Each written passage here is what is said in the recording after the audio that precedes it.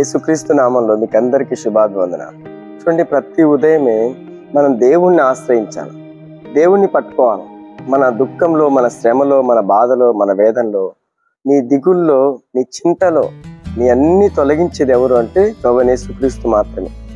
ఆయనను మనం ఆశ్రయించినప్పుడు, ఆయన దగ్గరికి వెళ్ళినప్పుడు, ఆయన పాదాలు పట్టుకున్నప్పుడు ఎటువంటిదైనా ఆయన తొలగించి మళ్ళా నిన్ను ధైర్యపరిచే దేవుడే ప్రభువైన యేసుక్రీస్తు. నువ్వు ఆయన్ని ఆశ్రయిస్తే అన్ని విషయాలు నిన్ను కాపాడుతాడు, భద్రపరుస్తాడు. చదువుకుందాం ఈరోజు వాగ్దానం. ప్రభు నీకు ఇస్తున్న అద్భుతమైన మాట, శ్రేష్టమైన మాట. నహూము గ్రంథం 1వ అధ్యాయం 7వ వచనం. యెహోవా ఉత్తముడు, శ్రమ దినమందు ఆయన ఆశ్రయ దుర్గమగును, తన యందు నమ్మిక ఉంచు వారిని ఆయన ఎరుగును. దేవునికి స్తుతి కలుగును గాక. ఆయన ఉత్తముడు, ఆయన నమ్మదగిన దేవుడు.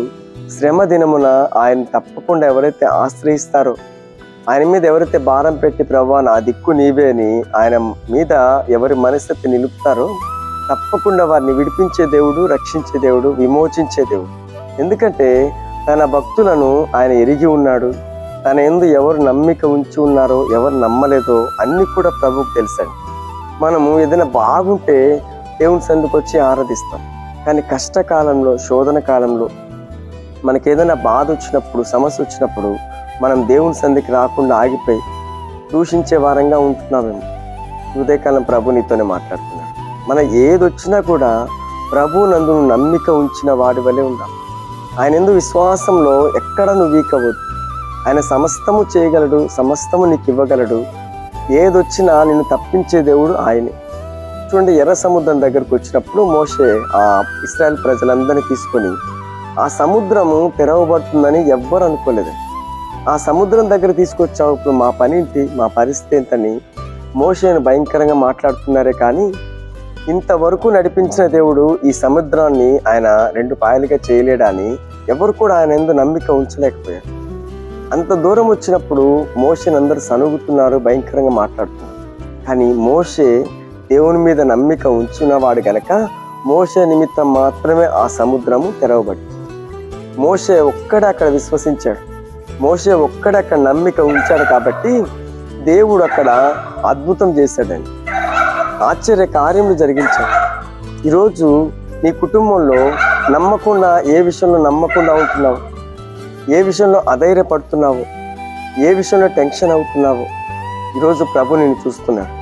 అన్నిటికీ ఒకటే, యేసయ్య నీకు దారి చూపిస్తాడు, యేసయ్య నీకు మార్గం తెరుస్తాడు. అన్ని మార్గాలు మూసుకుపోయినా ఆశీర్వాదం అనే ద్వారం అనే ఒక ద్వారం ఉంటుంది. ఆ ద్వారం కూడా తప్పకుండా నిన్ను నడిపిస్తాడు.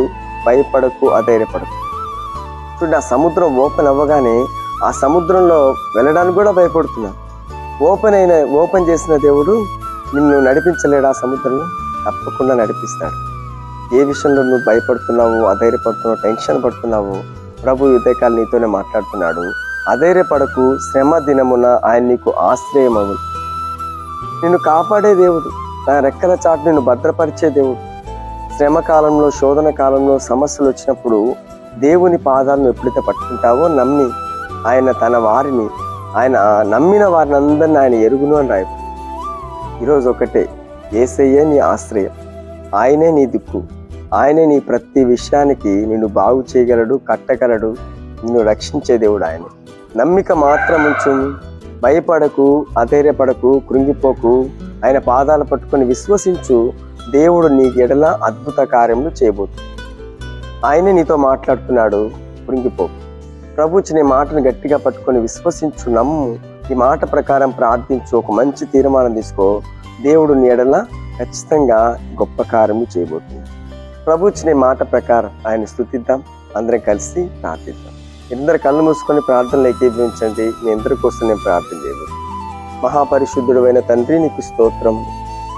ఈ మాటలు వింటున్న ప్రతి బిడ్డలు ఏ విషయంలో కృంగిపోయి ఉన్నారో, ఏ విషయంలో బలహీనపరచబడి ఉన్నారో ప్రతి బిడ్డను లేవనెత్తమని ప్రార్థిస్తున్నా. శ్రమ దినమున ఎవరైతే నిన్ను ఆశ్రయిస్తారో నువ్వు ఆశ్రయముగా ఉంటానంటున్నావు. నేను ప్రతి బిడ్డను ధైర్యపరచండి, ప్రతి బిడ్డను బలపరచండి, విశ్వాసంలో వృద్ధి పొందించమని ప్రార్థిస్తున్నాం. ప్రతి కుటుంబంలో తండ్రి సమస్యలన్నీ తొలగించు, చీకటి కార్యములన్నీ తొలగించు.